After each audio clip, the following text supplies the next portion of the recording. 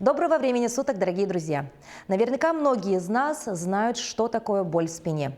А ведь зачастую в этот процесс вовлекаются и внутренние органы у человека, и мышечный корсет, что может привести к серьезным проблемам.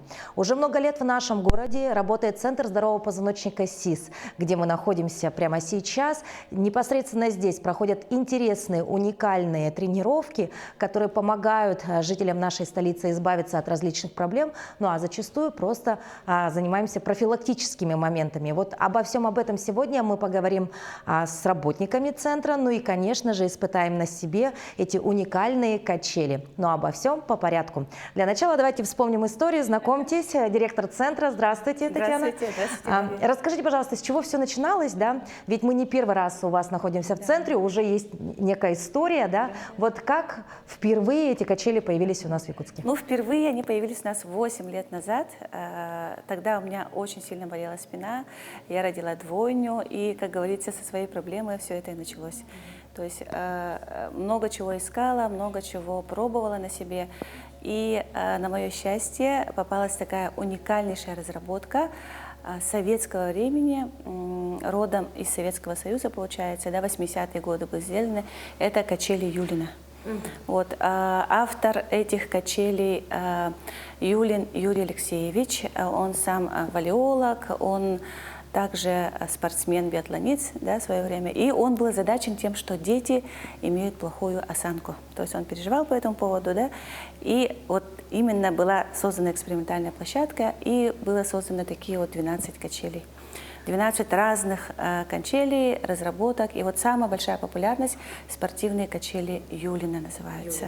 Да, необходимо отметить, что незаслуженно как будто бы, да, забыли этот уникальный тренажер, его называют еще чудо-тренажером, да?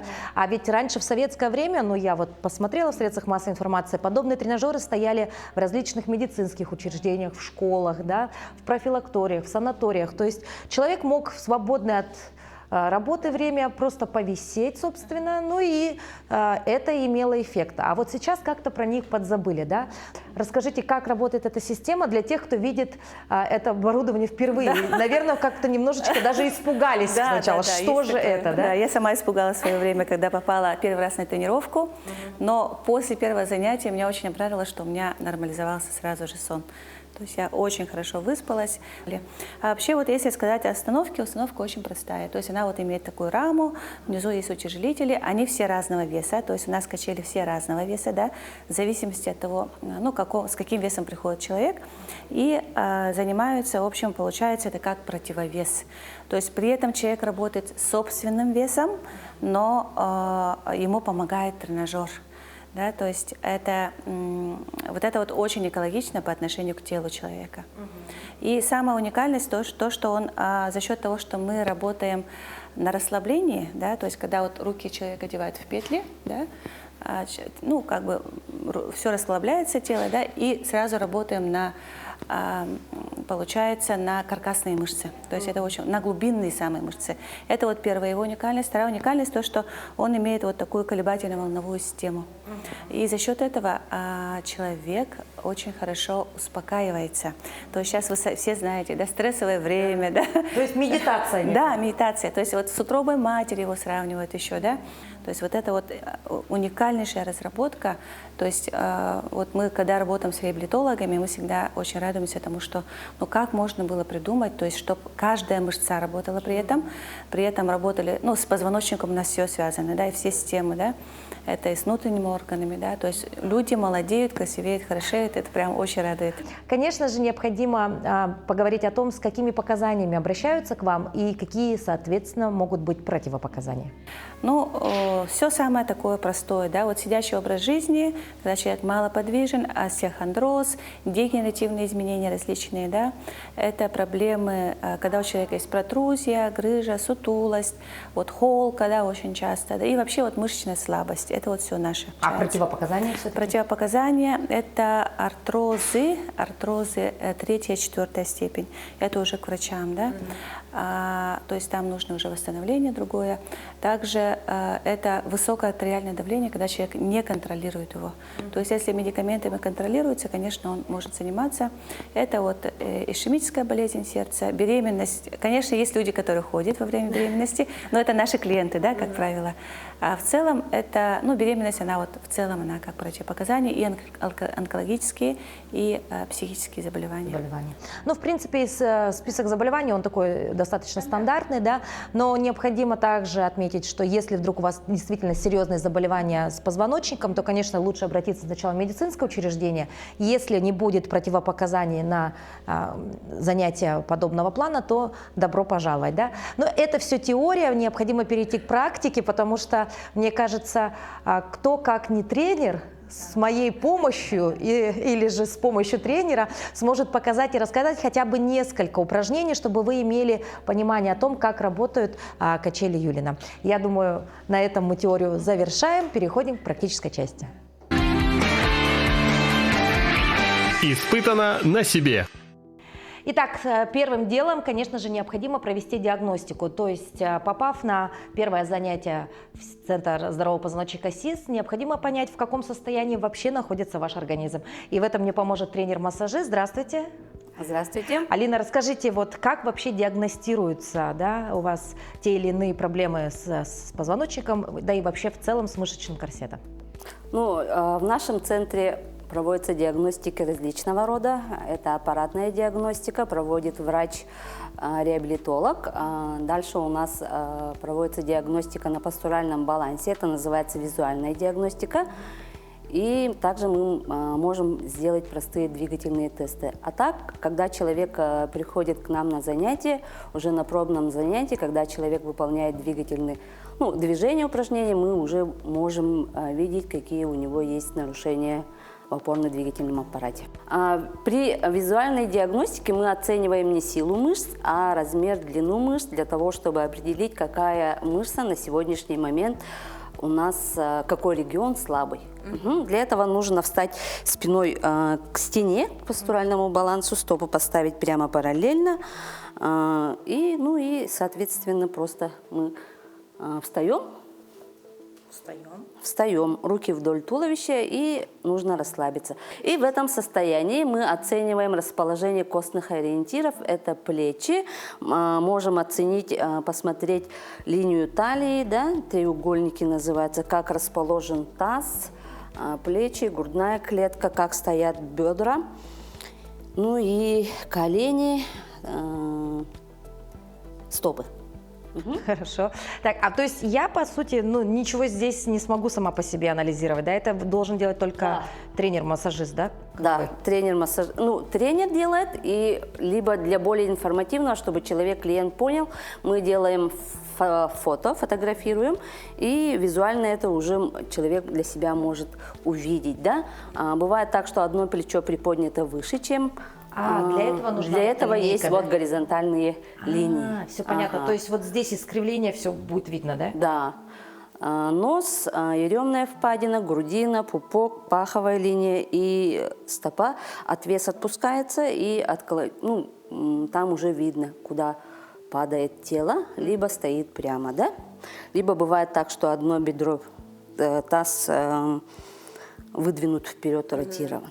Но теоретически, да, конечно, это все можно сделать с вами здесь, да, но если, допустим, телезрители захотят в домашних условиях посмотреть, в чем у них, может быть, есть какие-то те или иные отклонения, как можно это сделать? Это нужно раздеться, встать перед зеркалом и выстраиваете прямую линию, как и говорила, да, нос, впадина, грудина, пупок, и там будет видно, на какой высоте стоят у вас тазовые кости, одинаковые или нет, колени, плечи, и рисуете расстояние от рук до ребер.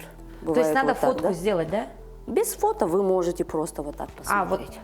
Просто Ага. посмотреть в отражение, и будет сразу видно это? Конечно, будет видно. Может быть, есть какой-то комплекс упражнений, который уже подскажет, допустим, да, при выполнении которого будут, может быть, какие-то болевые ощущения, да, и человек может уже думать, ага, я так не могу сделать, а раньше мог, допустим, да, или да, наоборот, ой, у меня-то это получаться стало, а раньше не получалось. Для позвоночника есть определенный объем движений, да, и начнем мы с шейного отдела позвоночника, сверху вниз будем опускаться.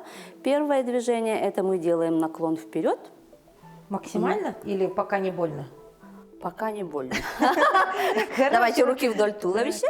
Первое упражнение – это мы делаем наклон головы вперед. Просто? Просто. Вот, отлично. Да, в норме у вас получается хорошо, мы должны дотянуться до грудной клетки. Если при выполнении этого упражнения у нас возникает боль, ну, либо дискомфорт, то это уже тревожный звонок, да, нужно обратиться к специалистам. Мгм. Теперь мы делаем наклон назад. В норме мы должны, да, очень хорошо, выйти на 30 градусов. Конечно же, 30 градусов? Да, 30 градусов. Очень хорошо. Точно? Да, точно, есть. Очень хорошо. Все хорошо. Ага. Очень хорошо. Ага, очень хорошо. А теперь попробуем сделать наклоны вправо. Если при выполнении данного наклона у нас возникает боль, она наклонилась направо и у нее возникает боль в правой стороне, то это говорит о том, что есть проблема в межпозвонковых дисках. И если при наклоне направо у вас тянет с левой стороны, то это проблема мышц и связок с левой стороны. Мгм. И теперь пробуем делать то же самое. О, вот здесь больно. А вот здесь больно. С какой стороны? Тогда у нас получается с этой стороны есть проблема с межпозвонковыми дисками. И для более информативного мы делаем круговое движение. Это мы наклоняем голову и делаем круговое движение медленно. И оп, ну, например, мы можем в каком-то месте поймать, да, натяжение. Да, оно вот с этой стороны и осталось. С этой стороны Стой, и да. осталось, да? И получается у нас проблема, тогда получается с этой стороны с межпозвонковыми дисками. Вот так. Но опять же, это все нужно будет закрепить потом, да, обследованием, да? Да. Ну, вот пока что так уже можно, да, понять, в каком Да, уже состоянии. понять, что есть проблемы в шейном отделе позвоночника. Грудной отдел позвоночника, он у нас малоподвижный, там градусов совсем мало, потому что есть реберный каркас, который мешает нам выполнять движение в большом объеме. Для движения мы делаем правой рукой, мы тянемся, делаем скручивание в грудном отделе и тянемся налево, в левую Туда? сторону. Ага. Вниз? Ну, сюда, по диагонали, туда. Туда. Да, туда. А что тут может быть? Тут может быть, да. Хруст? Да, нет, не хруст, а какие-то болевые синдромы.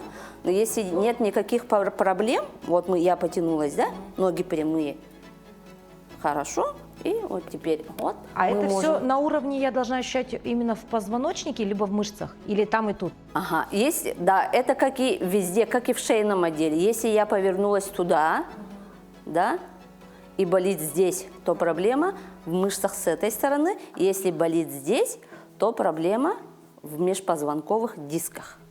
То есть тут Это система всё, вся да, одна и та же? Да, одна и та же. Нету ничего сложного. Ну вот кроме вот здесь подтягивания, Шеи, в да. этом моменте у меня не было ничего. Да, ощущений. грудной отдел, это, ну, получается, малоподвижный. Мы сказали, и делаем наклон вперед. Он совсем маленький, не в пояснице вот так, да, а в грудном немножко. Шея, спина прямая, и ты скругляешься как будто. Вот, есть? Есть. Ага. Ну, наклонилась и Нет, не больно. не больно. И наклон назад. Грудную клетку немножко, да, раскрываешь. Молодец. И Тоже нормально. нормально. Если нет никаких проблем, то вы и ничего не услышите. И поясничный отдел позвоночника мы делаем, опять же, простой наклон, спина прямая. Мы в норме должны дотянуться до пола. Очень хорошо. И да, если есть проблемы в пояснице, мы... Они дадут о себе знать. Да, да. И если мы наклоняемся и при этом чувствуем, что не можем дотянуться, то получается это есть, ну, получается зажатость мышц, да? А если бывает так, что отдает в ногу, мы делаем наклон и отдает в ногу, то это получается, ну и в шейном отделе мы пропустили этот момент, если мы наклонились и нам как будто отдает, это проблема межпозвонкового диска с нервным корешком. Вот казалось бы, да, позвоночник, да, но вот если так посмотреть на него, вот задумываешься, да, ну что с ним может быть не так, да? А ведь на самом деле вот даже при такой легкой диагностике сейчас мы понимаем, насколько это сложный механизм, да, и поэтому же от этого зависит здоровье вообще всего организма человека. И вот вы сказали, наклонись туда, здесь почувствовать, здесь это может быть, да. Оказывается, действительно, это достаточно сложная, да, такая структура, в которой нужно разбираться, нужно понимать, ну а самое главное, конечно, нужно следить за здоровьем своей спины, потому что хотя бы вот дома нужно проводить такие мероприятия, потому что не всегда вы можете обратить внимание на это, а ситуация может усугубиться и привести к достаточно серьезным последствиям. Поэтому продиагностируйте себя дома вот в рамках хотя бы нашего проекта, ну а затем, конечно, обратитесь к специалистам, если вдруг что-то почувствуете, да. Ну, условно, да, я, допустим, пришла к вам, вы мне сделали диагностику, все. У меня есть некие проблемы, да? Ну вот, как вы сказали, у меня какой-то зажим, да, тут. Да? Как это все можно исправить? С помощью тренажерной гимнастики на качелях Юлина. Результат, он появляется с первых занятий, появляется легкость, увеличивается амплитуда движений, потом улучшается общий тонус организма, да? Для того, чтобы был стойкий результат, нужно его обязательно закрепить. Первый месяц дается для того, чтобы снять какие-то болевые симптомы, привыкнуть. Испытано на себе. После диагностики мы готовы приступить уже непосредственно к работе на качелях Юлина, и в этом мне поможет тренер. Елена, здравствуйте. Здравствуйте. Елена, ну давайте так, немножечко обобщим, да, ведь к вам приходят разные люди, да, и у всех индивидуальные, да, есть какие-то моменты, с которыми они хотят проститься раз и навсегда, да, ну, условно, допустим, на мне, да, в принципе, как мне сказали, после диагностики ничего серьезного у меня нет, но все же, сидячий образ жизни, да, это особенно касается нас. Постоянная нагрузка вот в шейном отделе, да, это, наверное, очень частая проблема, с которой к вам обращаются. Вот с какими упражнениями можно, так сказать, забыть про эту проблему раз и навсегда? Так, получается, у нас в основном, да, основные проблемы это, конечно, шейно-воротниковая зона, поясница. Ну, конечно, не забываем о том, что все цельно работает, но в целом, да, вот холка, поясница, это все именно из-за сидячего образа жизни. То, что физактивности не хватает, и ну, мышцы все зажимаются, мышцы не в тонусе, и это, конечно, влияет именно на осанку, на то, как человек ходит, ну и на все в целом, да. Очень важно вот непонимание того, что шею всегда надо закачивать, то, что она не в тонусе бывает. Грудной отдел, как правило, оно страдает именно тем, что оно неподвижное. То есть зажим начинается из-за того, что она неподвижна. А шея из-за того, что у него недостаточно мышц. Поясница тоже самое, и таз тоже страдает именно за счет того, что подвижности в нем нету. И наша задача в основном это именно работать с подвижностью. То есть мы шею закачиваем, грудной отдел это у нас получается работаем на подвижность, поясница у нас что закачивание, и таз тоже за счет подвижности. Давайте мы сделаем первое упражнение. Это у нас, ну, я всегда называю это наше базовое упражнение. Каждый раз на тренировках мы всегда его делаем. Все, от мала до велика? Да, от мала до велика. И дети, и взрослые, и ну, люди в возрасте. Ага, давайте. Когда одеваете петельки, сначала вот с внутренней стороны, фиксируйте на запястье, и средний палец выходит вот сюда. Давайте. И это такое совсем простое упражнение, Простое упражнение, которое не требует таких прям Куда пальцы? каких-то усилий. С внутренней стороны фиксируем на запястье. Средний палец выходит вот сюда. Ага, вторая то же самое. да? Так, да? Ага, чуть-чуть проталкиваемся назад. Назад? Ага, ко мне. Все садимся на попу. Коленки согнутые. Сажусь? Садись. Мамочки, Садитесь. сажусь, точно? Да. Ой, мамочки. Ага. А я не улечу обратно? Нет, не улетите. Коленочки согнули. Ага. Ну и тут уже показывается, вот когда мы опускаемся, мы должны опускаться позвонок за позвонком. Вот опустились, То есть поясница. скрученная спина должна быть, Да, да? грудной отдел, лопатки и голову положили полностью. О, я, Ага. оказывается, могу страшно Да, немножко. вот теперь, когда уже поднимаете голову, тут уже начинает уже шея работать. Да, чувствуется. Да, и аккуратненько тоже поднимаетесь позвонок за позвонком. Грудной отдел, поясница, копчик, и наверху прям полностью расслабились. Ага. О. Ну, это такое базовое упражнение, которое, ну, вот детям, например, очень тяжело это делать, потому что у детей очень слабая шея, у них у всех компьютерная осанка, и за счет этого, вот когда они голову поднимают, им очень тяжело поднимать. Вот прям первое время, когда они поднимают, это, что голова такая тяжелая, они смеются и такие, да. Да, хорошо. Знаете, даже вот так посидеть и уже приятно. Вот, Да. знаете, висишь и висишь, а где бы еще вот так повисеть можно было? И уже как будто бы, знаете, ну, легче, что ли, становится. Хочется еще раз повторить, между прочим. То есть понравилось упражнение, и вот автоматически хочется еще раз сделать, чтобы понять, насколько мой организм среагирует на то или иное движение. Ну, а пока даже вот так вытянуться, и то приятно. Очень. Знаете, интересное ощущение, потому что на простых тренажерах в спортивном зале, ну, навряд ли такое можно испытать. Ну, в целом, самая главная уникальность тренажера именно в том, что он работает с мышцами-антагонистами. То есть, когда вы начинаете работать, ну, растягивать поясницу, и именно ее растягивать, у вас автоматически подключается антагонист этой мышцы. То есть это у нас приводящие мышцы бедра и мышцы живота. То есть когда вы даже уже работаете вот в этом первом упражнении, у вас автоматически тело начинает работать уже с двух сторон.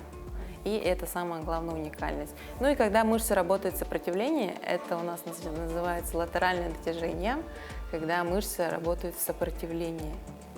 Вот, сейчас, давайте, мы еще сделаем сейчас одно упражнение. Мы сейчас работаем только с лопатками. Это, то есть мы говорили, мы должны работать на подвижность лопаток и грудного. Сейчас мы с ними поработаем. Теперь лопаточки соединили и опускаете его вниз вот сюда. Соединили лопатки. Нет, не, вот так. Только лопатками вот сюда. Соединили раз, опустили лопатки вниз. Еще. Оп. Отлично. Удержали немножко и плавно опускаете наверх. Расслабили руки полностью. Ага, вот тут уже начинает хорошенько работать именно лопатки, и улучшается ее подвижность. Так интересно, да? То есть это же работа с собственным весом, да, практически? Да. Ты начинаешь как-то по-другому ощущать свое тело. Ага. Потому что вот вы мне говорите, опустите лопатки вниз, а я понять не могу, а бывает как я так. должна их отпустить? А оказывается, они отпускаются. То есть тут еще и анатомию изучаешь свою, потому что не всегда понимаешь, что может делать твой организм. Оказывается, возможно, все. Испытано на себе. Уже после первого упражнения хочется, знаете, вот выпрямить спину еще больше, как будто бы крылья за спиной появились, и хочется тянуться вверх. Кажется даже немножко, что я подросла. Конечно, это, наверное, только пока что кажется, да, но на самом деле есть ли вероятность того, что человек становится чуть выше? Да, в основном это именно из-за того, что когда у нас мышцы зажимаются, мы начинаем немножко уже вот так, и это, да, влияет на рост. И вот когда вот эти напряжения уходят, да, и визуально, и конкретно по сантиметрам люди Чуть-чуть выше становятся. Да, чуть-чуть выше становятся и Хорошо. возвращают свой рост. А еще такой момент, вот после даже первого упражнения ощущается достаточно серьезная физнагрузка, да, потому что, как вы уже сказали, очень много мышц задействовано, да. Можно ли похудеть? Да, похудение вообще сразу, даже вот вторую неделю, когда уже человек начинает заниматься, вот за счет того, что лимфа начинает хорошо раскачиваться, и все тело начинает сразу, с двух сторон работать сразу, и за счет этого отеки сразу уходят. Да, казалось бы, тренажер про больше растяжения и про здоровую спину, да, на самом деле здесь и похудеть можно, и вырасти можно, ну и, конечно же, приобрести красивую, здоровую осанку, да. То, что мы сейчас работали, мы работали именно вот с лопатками, с спиной, а теперь уже чуть-чуть работаем над раскрытием грудного отдела. Ага. Ножку. Ну, вы сейчас сами на себе попробуйте, я вам покажу. Для начала лучше Пятку. посмотреть, Да. все-таки. Вот в этом положении мы сразу же фиксируем лопатки, выгибаемся в грудном, поясницу держим и при выдохе опускаемся плавно на выпад. Каждый раз при выдохе. Давайте. Я вот все наблюдаю за тем, что может пойти не так здесь, да, так, подождите, здесь сначала руки так, так. Нет, а руки сначала ноги. Так, сначала ноги. Ага, подождите. правую ногу отвели назад. Правую назад. Вот Куда? прям вот сюда, вот сюда. Ага, пятку поставили прям на подложку вот на этот. Нет, На вот это? носочек вот сюда, а пятку ставите на подложку. Да, вот так. Ага. Хват рук сразу чуть ниже. Нет, вот так. Чуть ниже. За внешней стороны. Ой, Вот так. так. Ага. Лопатки. Ага, давайте вот прямо сзади. Так, все, пошло. Мгм. Лопатки зафиксировали. Голова смотрит вперед. Выгибаемся мы за счет грудного. Поясница у нас прямая. И садимся мы на выпад. Вот И так. при выдохе. Ой, И мамочки. ага. Тут у нас очень хорошо работает, ну, растягивается грудное, то есть она раскрывается, лопатки фиксируются, и за счет этого у нас еще и плюс ноги работает. Я чувствую, как работает нога, я чувствую, как работает спинка. В общем, все чувствую. Очень интересно. Так, и самое замечательное, что я сама чувствую себя. То есть я не чувствую воздействия, там, допустим, металла на меня, будь то, если бы я работала с гантелями, да. То есть я работаю со своим весом, и я понимаю, что я могу сесть чуть ниже, да. Я понимаю, что я могу прогнуться чуть больше, а где-то я могу, допустим, ну, подустала, могу чуть-чуть ослабить себя, да. Ну и тем самым я контролирую весь процесс, что, наверное, очень удобно для многих, особенно если это люди в возрасте, да, потому что, ну, не каждый может выдержать серьезную физнагрузку. А здесь вот я, например, пока говорила с вами, отдохнула, теперь думаю, надо бы уже и поусерднее. Соответственно, я себя тяну, раскачиваю чуть больше, а, соответственно, и присесть могу Тут еще пониже. можно ножки выпрямить и опускаться при выдохе. Аккуратненько только, чтобы задействовать еще и заднее бедро. Ой, тянется. Ага.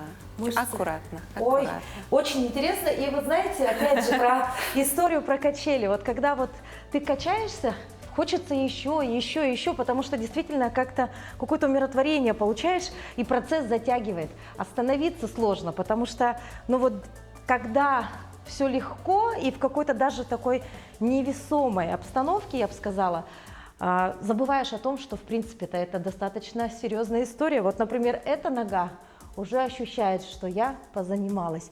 Ну и, конечно, спинка тоже продолжает говорить мне: расправь плечи. Здорово. И это одно из тоже популярных упражнений, да? Да. Есть еще одно упражнение. Я тоже всегда базово даю это упражнение всем. Ну, детям разве возможно с той стороны, потому что с этой стороны тренажер немножко тяжелее.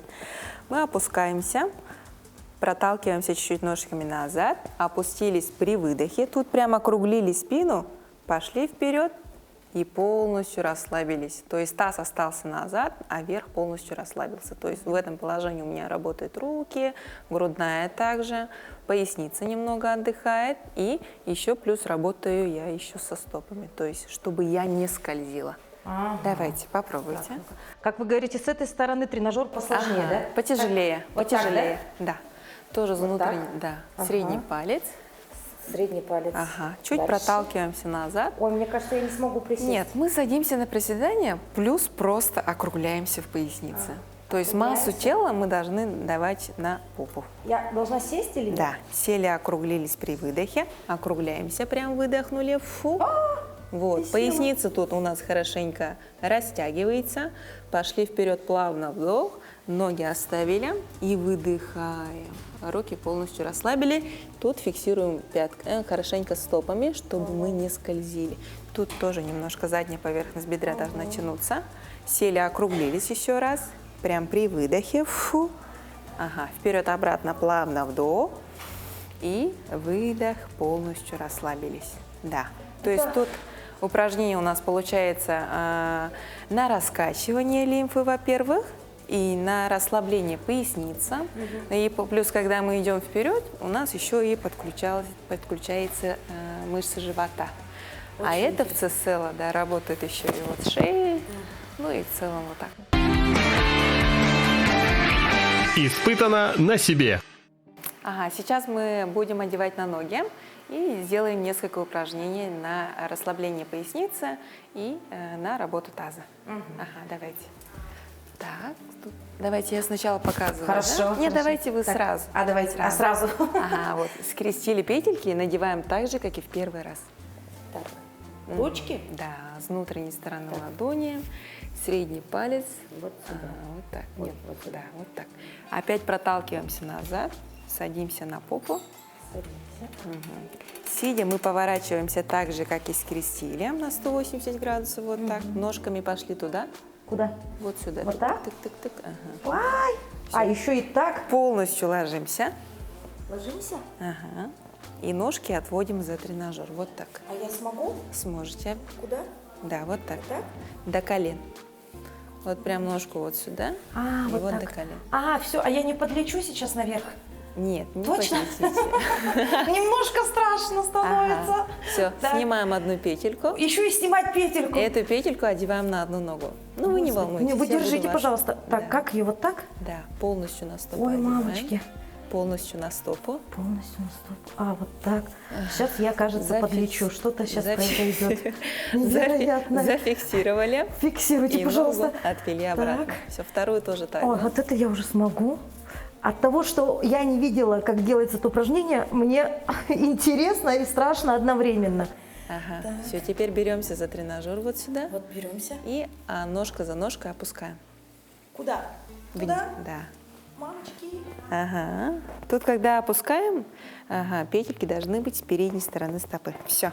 И Руки вниз опустили. Ага, поднимаемся плавно наверх на лопатки. это я, Вдох. что ли, делаю? Ага. Это мой организм. Так, мое тело разве такое может быть? И вот так, тоже опять как на Ага. качелях? И опускаемся тоже позвонок за позвонком. То есть тут работа идет тоже на подвижность спины и на ее расслабление. Вот все, не так страшно, оказывается. Ой, а какие это непередаваемые ощущения. Да, именно вот колебательные движения, они очень хорошо работают на психоэмоциональный фон. В особенности это касается детей. Им очень нравится тут раскачиваться. На ноги, когда одевают, они прям летают. Многие вообще не боятся, даже это меня немножко страшит, но в целом Как мы тренер. справляемся. Все, поднимаемся наверх и Еще тянем вверх? одно коленко на себя. Вот так. Раз, опустили, голова лежит, вверх расслаблен. Поднялись, обратно вдох. Теперь вторую ногу. Как на качелях, просто раскачиваемся. 2, вот так, 3, вот так. Ну, тут уже прям очень показательно видно то, что у нас мышцы работают с антагонистами, да? Вот, грубо говоря, вот мы тянем на себя, заднее бедро работает, когда уже мягко опускаем, уже переднее бедро подключается, и плюс еще за счет того, что у нас поясница опускается, плюс еще задействуется и живот. То есть именно вот эта техника выравнивания ног, это упражнение прям его полностью заменяет. Ага, все, давайте. Теперь бы выйти из этого состояния. Так, правильно, Давайте. как делаю? Ага, Вот все, так делаю? Ага, все, надевайте на руки. А вот здесь, дорогие телезрители, хотелось бы, знаете, что отметить? Вот выполняя это упражнение, чувствуешь себя на 10-15 килограммов почему-то легче, потому что вот это невесомое состояние, оно, ну, реально, как бы, как вы уже сказали, приносит очень много позитивных эмоций, потому что ты сначала сидишь и думаешь, что ты никогда в жизни этого бы не сделал. Когда ты видишь, как ты паришь, как легко у тебя это все получается, такое ощущение, что молодеешь, худеешь, так еще и все у тебя так хорошо работает. Даже немножечко почувствовала себя артистом балета или артистом какой-то, знаете, танцевальной группы, которые делают вот такие различные пируэты в воздухе, акробатика практически, да. Но мне это доставляет массу позитивных эмоций. Ну и, конечно, после уже, когда встаешь, ты понимаешь, что это не только эмоции, но это еще все-таки физическая нагрузка, потому что тело дает тебе сигналы, что здесь ты уже поработала и на ножки, и на таз. В общем, ощущения есть по всему телу. Но больше всего, конечно, меня радуют эмоции, которые я получила при выполнении этого задания. А вот если бы посмотрела заранее, точно бы не пошла, сказала бы, я такое сделать не смогу. Поэтому лучше не смотреть, а пробовать на деле. Вообще упражнений на качелях Юлины существует около 1000. И, конечно же, есть различная градация как для новичков, так и для уже более опытных, да, клиентов. И вот сейчас наш тренер покажет одно из сложных упражнений, потому что я повторить это не смогу, а человек, конечно, профессиональный сделает это. Смотрите, как мне рассказали, это упражнение у нас очень хорошо влияет на внутренние органы, потому что со временем, либо после родов органы имеют свойство опускаться. И вот с помощью такого упражнения мы можем вернуть все на место. А еще говорят, что такое упражнение имеет омолаживающий эффект, потому что кровь у нас поступает вот туда в голову. И вот так провисев, можно и восстановить здоровье внутренних органов, так еще и помолодеть. Я вот сейчас, глядя на это все, понимаю, что хорошо, что я это не делаю сейчас, потому что у меня бы так красиво, идеально не получилось. Испытано на себе. В Центре здорового позвоночника СИС уделяют огромное внимание не только физическому здоровью, но а также психоэмоциональному. И со мной рядом сегодня находится специалист, который нам расскажет подробнее о таком интересном виде исцеления, как медитация. Здравствуйте. Здравствуйте. Вот я уже знаю о том, что у вас есть своя определенная методика, да? Вот в чем она заключается и как она может повлиять на наше здоровье?